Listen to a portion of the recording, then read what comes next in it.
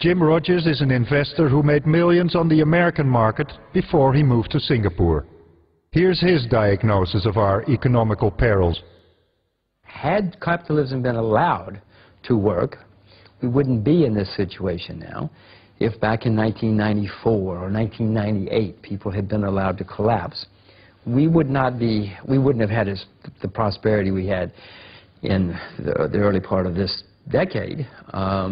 On the other hand, we wouldn't have the collapse that we have now. We had an artificial prosperity. Now we're having an artificial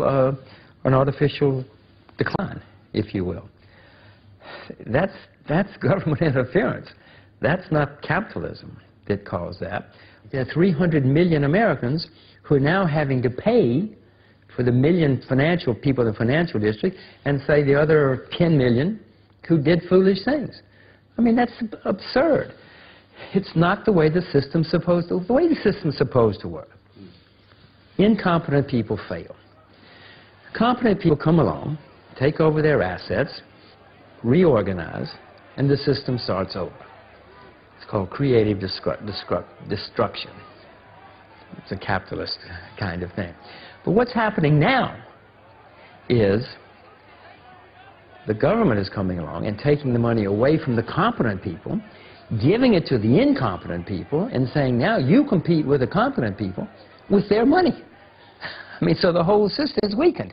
That's called socialism. You should recognize that. You should recognize that system. That's what the socialists do. That's what the communists tried to do.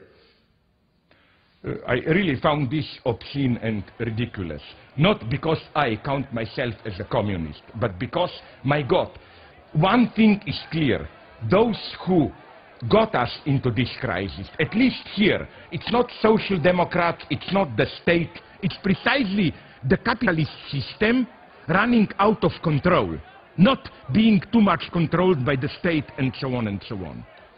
This is what I find problematic here. Namely, from my communist youth, I remember how the communists, when things obviously didn't function in communist regimes, they reasoned exactly in the same way. They said, no, no, no, this is not the crisis of the communist system, it's because we were not pure enough as communists.